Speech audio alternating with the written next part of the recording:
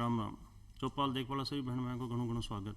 दर्शक भाइयों, ज्यां कि आप जाना कि चौपाल का माध्यम से आप अपनी सामाजिक आर्थिक व्यक्तिगत समस्या समाधान सुझाव विकास सभी चीज़ों पर बातचीत करता रहा।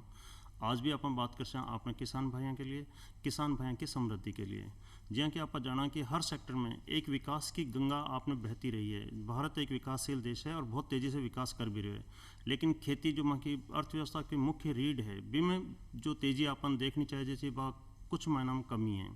बी के लिए अपन कहीं जरूरत है तो आपने बैंकिंग सेक्टर के साथ मिल और कृषि सेक्टर में कई तरीक़ा से आप इन्हें आगे बढ़ा सकें। तो आज आपने लिए कृषि सेक्टर के लिए बैंकिंग सेक्टर की जो महती योजनाएं हैं वहाँ के बारे में जानकारी दे बेटा अपने साथ में है सुदेश पुनिया साहब, जो कि कृषि प्रबंधक हैं और आप तो यूथ अवार्डी हैं, नेशनल यूथ अवार्डी भी हैं। मैं सुदेश जी के बारे में अति जानकारी मेरे दर्शक बहन पहले बातचीत कर शुरू करवा सो पहले बता दूं कि Sudesh ji national youth awardee हैं और 2014 में चाइना में आपने रिप्रेजेंटेशन करे हैं खेती के मामले में। इंटरनेशनल यूथ एक्सचेंज प्रोग्राम में जो भारत का डेलीगेशन गया था जी, उसमें कृषि क्षेत्र से मैं था जी। तो सुदेश जी माँ का कार्यक्रम आपको घणो घणो स्वागत है। राम राम। राम राम। सुदेश जी, सबसे बड़ी बात यदि आप देखो बात करें तो खेती जो कि वहाँ की अर्थव्यवस्था की मुख्य आधार है, बी में किसान कई बार अनिश्चितता का दौर में बड़ो परेशान रहे। तो अपन देखा कि कृषि सेक्टर की कई मोटी समस्या कहीं है। देखो, कृषि क्षेत्र जो है वो सबसे महत्वपूर्ण है, देश की अर्थव्यवस्था में बहुत महत्वपूर्ण रोल रखता है। और आज भी 58% लोग ऐसे हैं जो जिनकी प्राइमरी आजीविका जो वो खेती से ही है। लेकिन अभी बहुत सारी चुनौतियों का अपने को सामना करना पड़ रहा है, जिनको दूर करने के लिए भारत सरकार राज्य सरकार के द्वारा बहुत सारी योजनाएं भी चलाई जा रही है। कुछ मुख्य जो समस्याओं का अपन जिक्र करेंगे तो सबसे पहले तो जो पुराने तौर तरीके हैं खेती में अभी वही अपनाए जा रहे हैं अधिकतर जगह पे। नए तौर तरीके नई योजनाएं जो हैं, नए जो फार्म इम्प्लीमेंट्स हैं उनका उपयोग नहीं किया जा रहा। किसान आज भी पुराने तरीके से जो पुराने ढरे से अपन जो फसल बो रहे हैं, जो पड़ोसी ने बोलिया वही अपने खेत में बोना है, इस हिसाब से जो पहले चल रहा है वही चल रहा है। मिट्टी पानी की जांच किसान अभी भी नहीं करवा रहा। तो मेरा आपके माध्यम से निवेदन है किसानों से कि मिट्टी पानी की जांच अवश्य करवाए। जांच करवाने से अपने को पता लगता है कि अपनी जो खेत की मिट्टी है वो कौन सी फसल के लिए उपयोगी है, कौन सी फसल अपन लेंगे तो ज़्यादा उसका उत्पादन होएगा, कौन रसायनों का कम यूज करना पड़ेगा, किस मिनरल की कमी है ताकि अपन वही मिनरल डालें।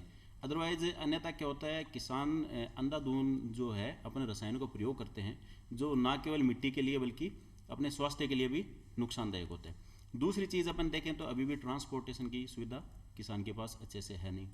तीसरी चीज़ है, किसान अपनी फसल को निकालता है, खेत से निकालते ही उसके पास भंडारण की उचित व्यवस्था नहीं है। समुचित व्यवस्था नहीं होने की वजह से उसे उसी वक्त औने पौने दामों में बाजार में बेचने को मजबूर होता है। तो इन सभी चीज़ों के लिए भारत सरकार और राज्य सरकार के द्वारा बहुत सारी योजनाएं संचालित की जा रही है, जिनके बारे में अपन जिक्र करेंगे। तो सुदेशी साहब, ये जो स्थिति है अपने बीच में कि किसानों के लिए तो बहुत सारी समस्याएं कि सब अनिश्चितता का माहौल भी है, स्टोरिंग भी कौन है, परिवहन की समस्या भी है, मार्केटिंग भी ढंग से कौन कर पा रहे हैं। तो सरकार भी के लिए कई योजना ले रहा है कि किसान के लिए कई तरीका की और योजना ले रहा है। जैसे आपने एक अनिश्चितता की बात की है, तो अपन अनिश्चितता में सबसे बड़ी अनिश्चितता किसान के पास होती है वो मौसम की होती है। मौसम का कुछ नहीं पता चलता, कभी सूखा पड़ जाता है, कभी फसल पक के तैयार होती है, कटने को होती है, लेकिन उस टाइम बेमौसम बारिश हो जाती है, ओलावृष्टि हो जाती है, उसकी वजह से किसान की फसल नुकसानदायक हो जाती है। तो पहले भी 2016 से पहले भी भारत में बहुत सारी इस चीज़ के रिगार्डिंग बीमा योजनाएं चलती थी। 2016 में भारत सरकार ने क्या किया, सभी बीमा योजनाओं को एक इकट्ठा करके प्रधानमंत्री फसल बीमा योजना नाम दिया और मौसम आधारित जो फसलें होती हैं उसके लिए पुनर्गठित फसल बीमा योजना का संचालन किया। ये पूरे भारतवर्ष में एक समान लागू होती है। अगर बेमौसम बारिश, ओलावृष्टि, सूखा, जलप्लाव या फसल कटने के बाद अब किसान जो होता है अमूमन सूखने के लिए खेत में रखता है, अगर उस स्थिति में 14 दिन तक फसल का नुकसान होता है तो इसमें क्लेम का हकदार होता है। इसका एक छोटा सा एग्जाम्पल मैं देना चाहूँगा कि राजस्थान में खरीफ 2020 में किसानों ने 350 करोड़ के लगभग प्रीमियम का भुगतान बीमा कंपनी को किया और नुकसान की स्थिति में 3200 करोड़ के लगभग उनको क्लेम मिला। तो पहले किसान की जो आजीविका का साधन होता है सिर्फ खेतीबाड़ी होती है। अगर फसल अच्छी होती है तो जो बीज लेने के लिए जो पैसे उधार लें या जो घर खर्चे के लिए जो चीज़ें हैं वो सारी चुका सकता है, लेकिन अगर फसल खराब हो गई तो आजीविका के साधन रुक जाते हैं। पहले ऐसा नहीं होता था, लेकिन अब आपको अगर किसान को 50% तक भी नुकसान की भरपाई होती है तो कुछ जी महत्वपूर्ण है। बिल्कुल सही बात है कि यदि किसान भाई अपनी फसल में पैदावार कर रहे हैं और बाकी कोई अनिश्चितता का माहौल के तहत में जो भी प्राकृतिक तरीका से या कोई भी कृत्रिम तरीका से भी कोई अग्निकांड वगैरह कोई घटनाक्रम हो जाए तो भी के अंदर भी पूरा फायदो फसल बीमा योजना के तहत मिले।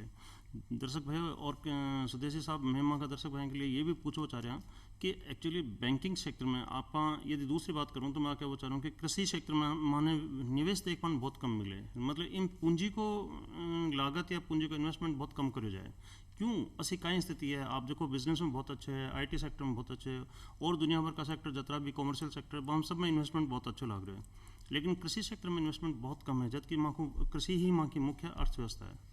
वो कई कारण है और इन क्या बैंकिंग सेक्टर इन सपोर्ट क्या कर रहे हैं? कृषि क्षेत्र अपन माने तो मुख्य आजीविका है, जी। बहुत बड़ा क्षेत्र है, थोड़ा सा अनिश्चितता होती है इस वजह से पिछड़ा हुआ था, लेकिन अब भारत सरकार के द्वारा बहुत सारी योजनाएं चलाई जा रही है जिनके माध्यम से इनमें अब निवेश के साधन बढ़ेंगे। सबसे पहले तो अपन देखें तो भारत सरकार ने एक एफपीओ का लक्ष्य रखा है, फार्मर्स प्रोड्यूसर ऑर्गेनाइजेशन। ये एक रजिस्टर्ड कंपनी की तरह कार्य करेगा। सरकार का लक्ष्य ये है कि अगले 5 सालों में 10,000 एफपीओ पूरे भारतवर्ष में बनाए जाएं। अभी राजस्थान की बात करें तो 300 के करीब फूड फार्मर्स प्रोड्यूसर ऑर्गेनाइजेशन चल रहे हैं।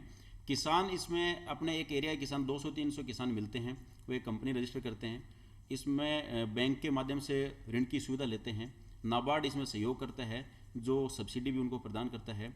तो अपनी जो उपज होती है वो खुद का एक मार्केट, लोकल मार्केट तैयार करेंगे, उसमें खुद के अनुसार वो रेट तय करेंगे, खुद के अनुसार बेचेंगे और हर तरह की सुविधा उसमें वो करेंगे।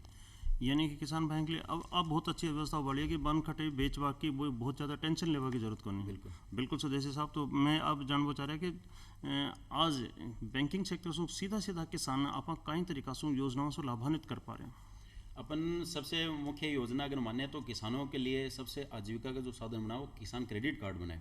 1998-99 जब किसान क्रेडिट कार्ड लॉन्च किया गया था भारत सरकार के द्वारा, उससे पहले किसान के पास ऋण लेने का कोई साधन नहीं होता था, या तो मनी लेंडर से लेता या वो आड़तियों से लेता। जितनी उपज होती लास्ट में ब्याज के पैसे में वो पूरी भरवा देता था। अब किसान फ्री है, अपनी ज़मीन के ऊपर बैंकों के माध्यम से, सार्वजनिक क्षेत्र के बैंकों के माध्यम से एक बहुत ही नॉर्मल ब्याज दर के ऊपर ऋण की सुविधा ले सकता है। 3 लाख तक सिर्फ 7% ब्याज लगता है। अगर टाइम पे अब वापस जमा किसान भाई अगर वापस जमा करवाए तो 3% का सबवेंशन उसमें भारत सरकार के द्वारा वापस दिया जाता है। मतलब 3 लाख रुपए तक सिर्फ 4%, अपन वैसे देखें मोटी मोटी भाषा में देखें तो 25 पैसे होते हैं ब्याज के। बिल्कुल सही बात ये है। उसके बाद इसमें एक नई चीज़ को जोड़ा गया है 2019 से। पहले किसान क्रेडिट कार्ड जो होता था वो सिर्फ फसलें उगाने के लिए लिया जाता था, लेकिन किसान जो होता है वो खेतीबाड़ी के साथ पशुपालन भी करता है, अन्य और चीज़ों को भी देता है। तो 2019 से पशुपालन और साउथ में मछली पालन को बढ़ावा देने के लिए इसको जोड़ा गया है। किसान क्रेडिट कार्ड के जो नियम हैं वो पशुपालन वाले और इसमें मछली पालन वाले में भी लगेंगे। 3% का जो सबवेंशन मिलता है फसलें उगाने के लिए जो ऋण लेते हैं वही सेम तरीका इसी में रहेगा। सुधीर जी, एक बात है कि आप जब खेती की बात कर रहे हैं तो इनमें आपने खेती का 2-3 तरीका का सिस्टम है। आपने एक तो तत्कालिक छोटी सी खेती करनी है, मतलब आ सीजनल से खेती करनी है, और एक आटे एक आर्थिक सहायता चाहिए। कुछ मानने चाहिए कि हमारा खेत को डेवलपमेंट चाहिए, कि आप बात भी कर रहे हैं कि कुछ खेत का अल्पकालीन, मध्यमकालीन और दीर्घकालीन ऋण की जो आवश्यकता पड़े, यानी 3 सेक्टर में बांट रहा बात करें तो एक है कि तत्कालीन फसल के लिए कोई ऋण चाहिए, एक कोई छोटा मोटा आपने डेवलपमेंट करवाटे चाहिए, और एक आप पाएँ कि खेत को एक लंबा विकास करवाटे कोई भी विशेष तौर से में सुविधा बढ़ा सकें, इस तरीका को विकास करवा चाहिए तो एक लंबा लोन की भी जरूरत पड़े। तो ये 3 लाख से हट आप और दीर्घकालीन ऋण कितना को उपलब्ध करा पा रहे हैं? जो किसान क्रेडिट कार्ड है उसकी 50 लाख की लिमिट होती है जी। 50 लाख तक किसान जो है किसान क्रेडिट कार्ड ले सकता है, लेकिन जो सबवेंशन मिलेगा वो 3 लाख तक मिलेगा। ये अपन शॉर्ट टर्म की बात होगी। मीडियम टर्म अगर मध्यमकालीन ऋण की अपन बात करें तो उसमें किसान डेयरी पालन करने के लिए, जैसे पशुओं को नए पशु मवेशी खरीदने के लिए, तो वो 6 से 7 साल तक का होता है। अभी हाल ही में भारत सरकार ने रूरल एग्रीकल्चर इंफ्रास्ट्रक्चर फंड की घोषणा की है जी।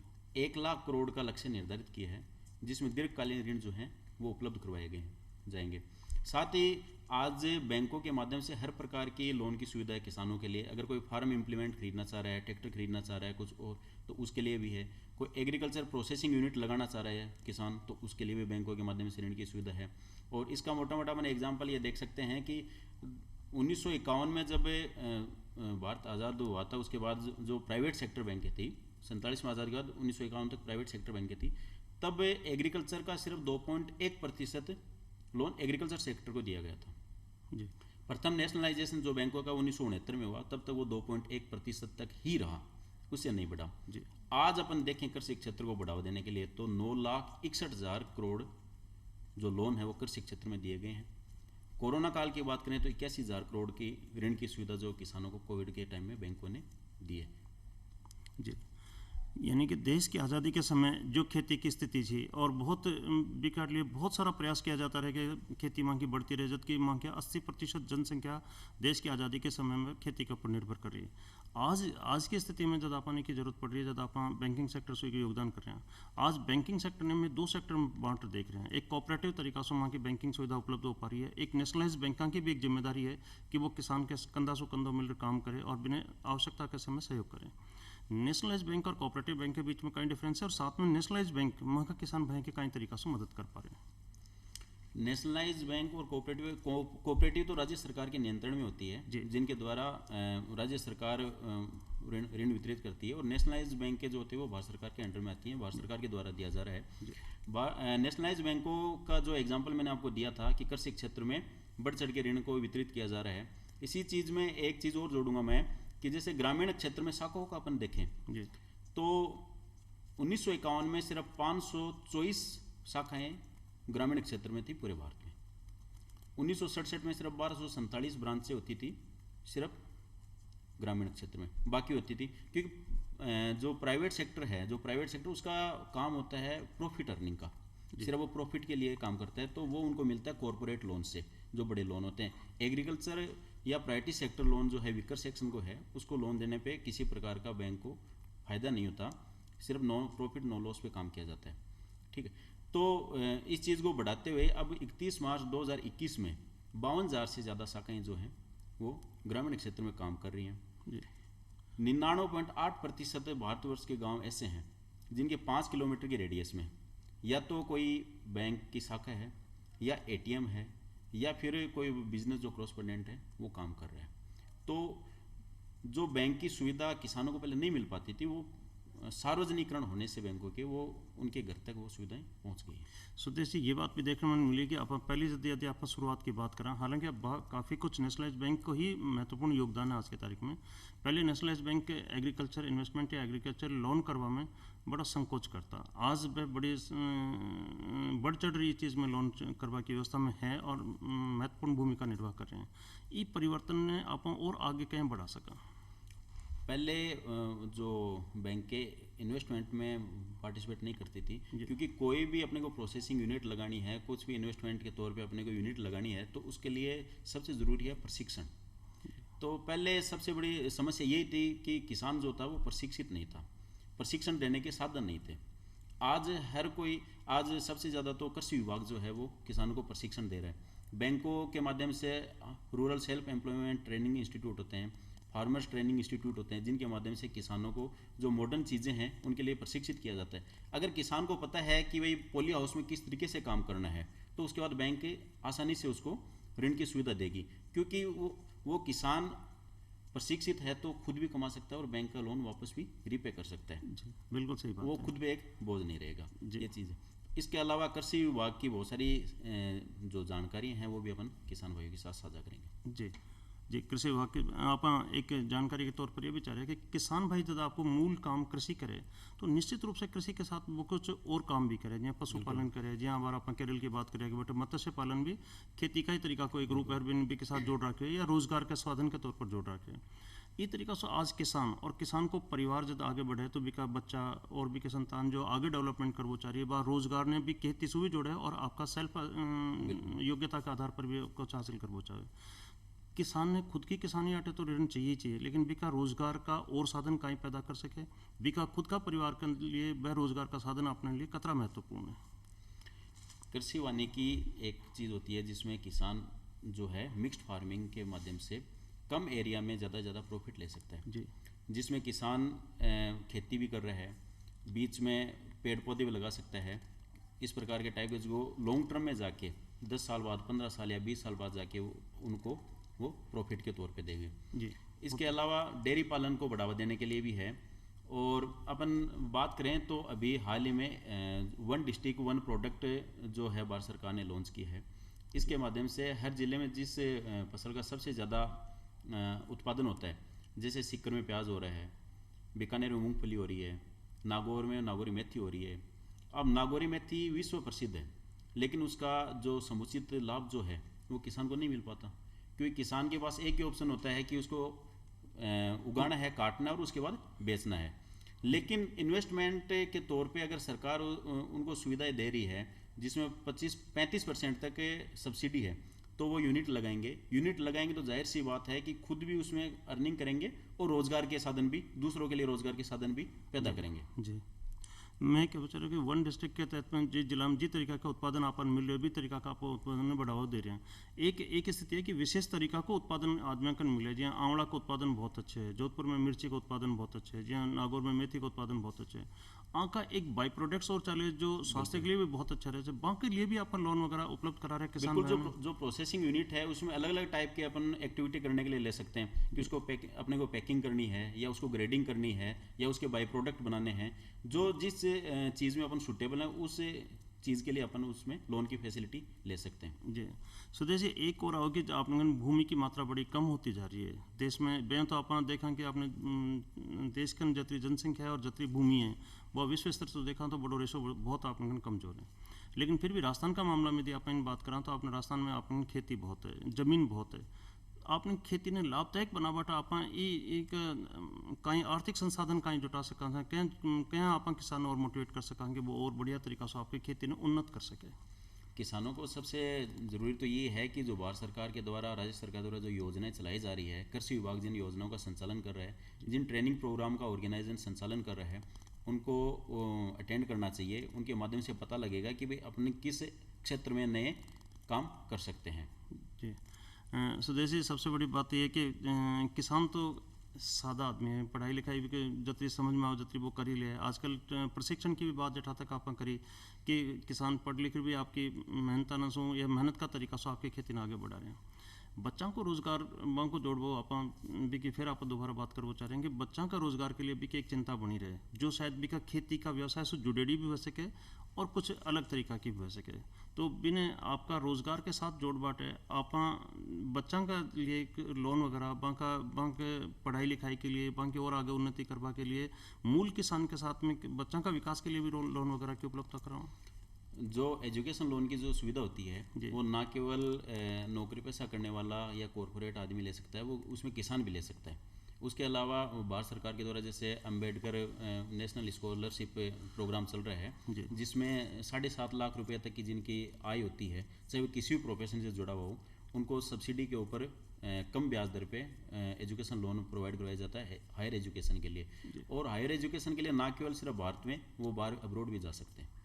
अच्छा, यानी किसान का बच्चा यदि विदेश में जा पढ़ना चाह रहे हैं तो भी लोन सुविधा अपन दे रहे हैं। बिल्कुल। तो ये तो किसान भाई के लिए बहुत ही अच्छी बात है कि अपना परिवार का विकास के लिए यदि किसान समझ रहे हैं कि मेरा बच्चा पढ़ लिख और कोई बढ़िया आदमी और बढ़िया काम में लग जाए तो बी के लिए बी का भविष्य का विकास के लिए अपना नेशनलाइज बैंक बहुत अच्छी फाइनेंस बहुत कम रेट पर उचित दर पर किसान आप उपलब्ध करवा रहे हैं जिसके माध्यम से अपना परिवार को विकास भी कर सका और अपनी खेती बाड़ी को विकास तो अपने साथ में ही।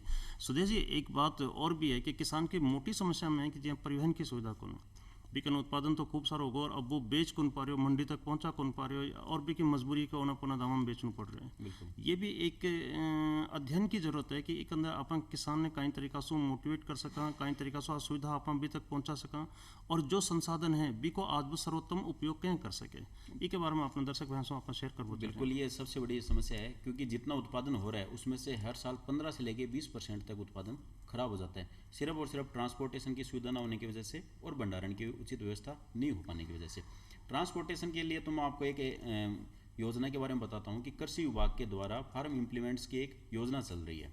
अगर किसी किसान के पास खुद के नाम का ट्रैक्टर है तो वो अनुदान के अंदर कृषि विभाग से एक साल में 3 फार्म इम्प्लीमेंट्स ले सकता है, जिसमें ट्रॉली भी ले सकता है, प्लाऊ हेरा भी ले सकता है या अपने एरिया के अकॉर्डिंग जो उनको ज़रूरत है वो चीज़ ले सकता है। इसमें किसान के पास 1 एकड़ ज़मीन होनी चाहिए और 3 साल में एक बार ही किसान आवेदन कर सकता।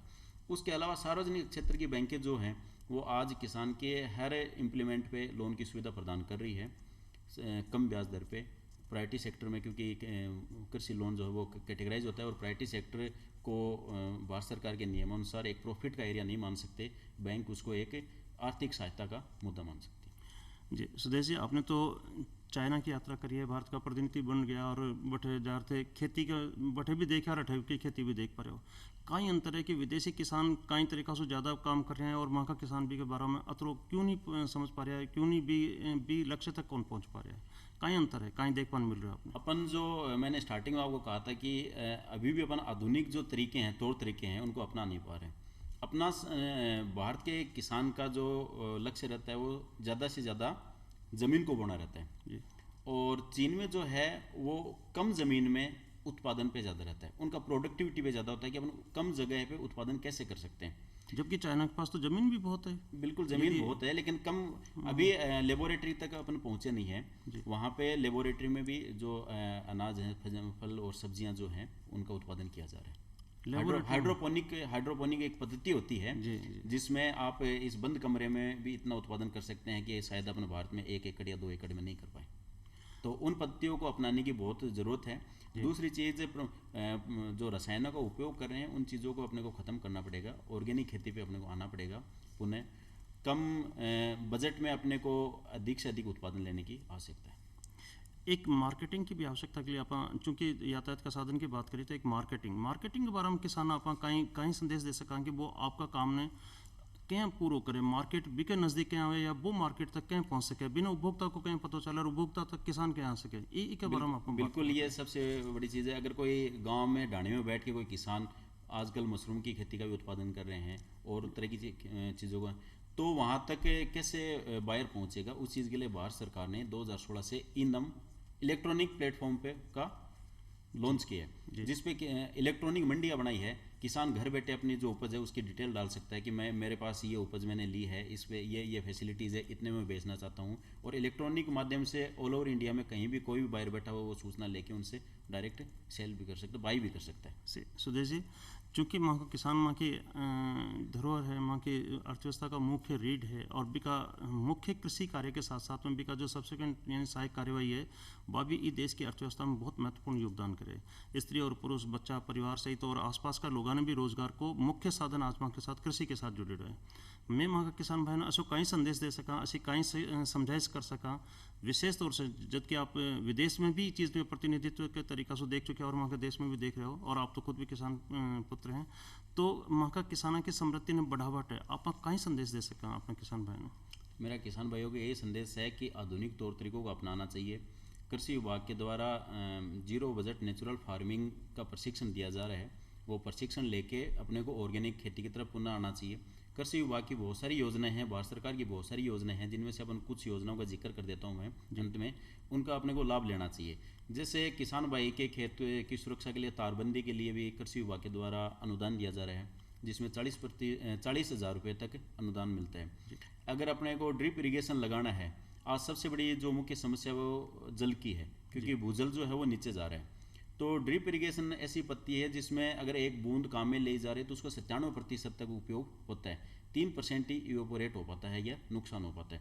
बाकी पत्तियों में 50 से 70% तक जो पानी है वो नुकसान हो जाता है। और राजस्थान का मामला तो है बहुत उपयोगी है। तो जो माइनर इरीगेशन, जो ड्रिप इरीगेशन की जो है, उसमें अगर लघु व सीमांत किसान है तो उनको 70% तक अनुदान दिया जा रहा है, व सामान्य किसानों को 50% तक अनुदान दिया जा रहा है।